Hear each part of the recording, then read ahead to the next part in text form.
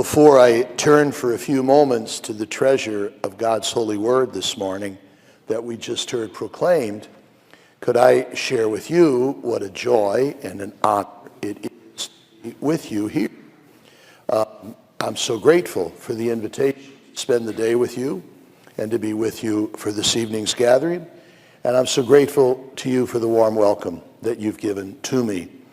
You must know that how much I love and admire the Divine Word community. In fact, when I was a young man, I thought of becoming a Divine Word priest. And they told me no because I like cigars. They wouldn't take me.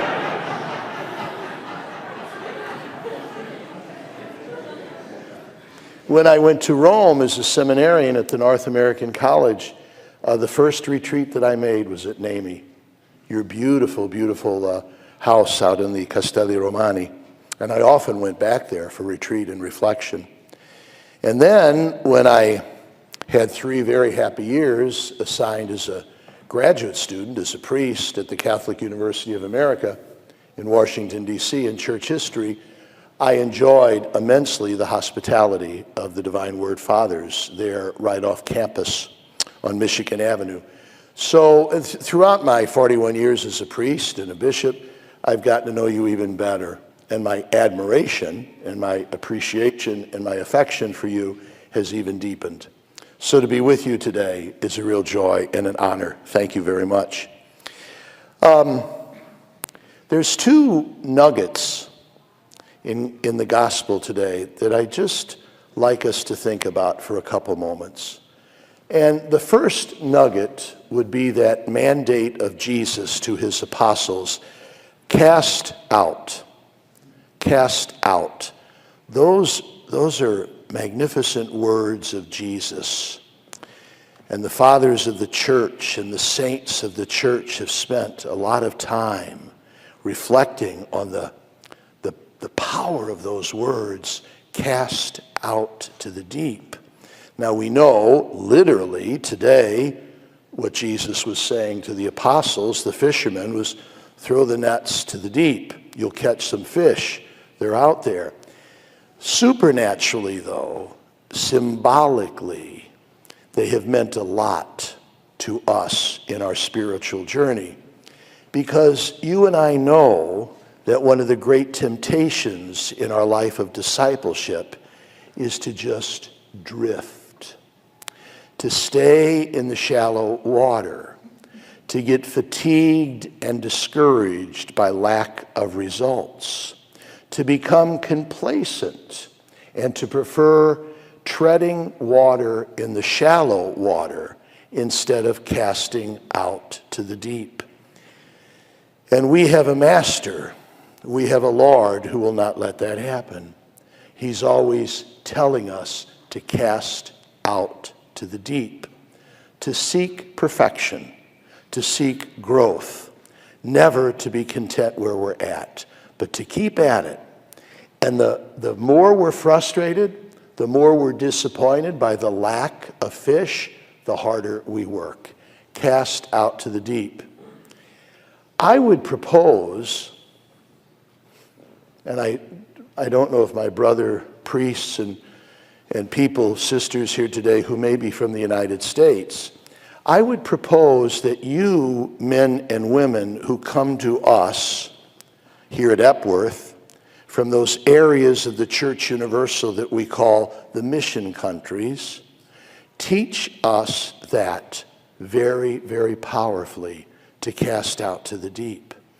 I've had the privilege already this morning of meeting sisters and priests and seminarians and lay people who come from Vietnam or the Philippines or Indonesia or all over the world. I have met you already. You are a gift to us, you see, because here in the United States, we tend to get a little discouraged. We have our problems. Sometimes we worry about a lack of vocations. We're merging parishes and closing schools and cutting back. And we hear all the data about the struggles and the difficulties and the people leaving. I think sometimes we in the United States feel like those apostles in the boat who are fatigued and who are tired and who are tempted to think, let's just drift for a while. There's no fish out there. It's over. Then we see you. We see you come from nations where God has given a rich abundance of vocations, where you have so many people wanting to join the church, where you can't build universities and parishes and schools and healthcare institutions fast enough, so great is the need. And you remind us of the deep. You remind us that the fish are still there. You remind us here not to become lazy or complacent and float, but to listen to Jesus and go out to the deep. Thank you for that reminder. And here's nugget number 2 from our gospel this morning. You know, last night when Father Timothy and Father John brought me here, they showed me 2 things. First, the chapel and the kitchen, all right? They know me well, okay? That happens, I travel a lot, see?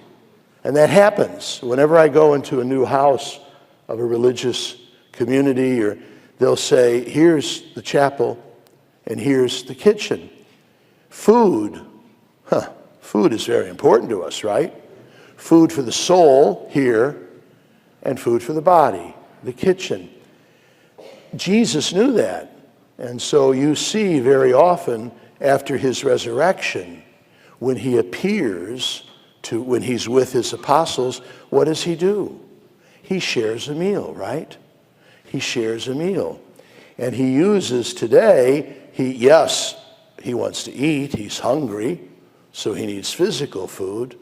But there's always those loaded mystical words.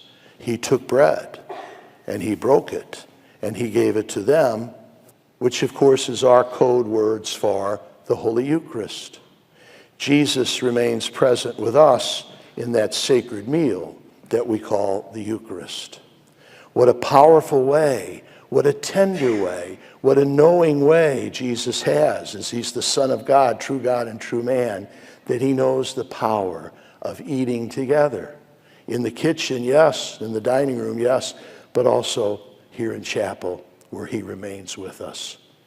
Cast out to the deep. Does anyone have anything to eat?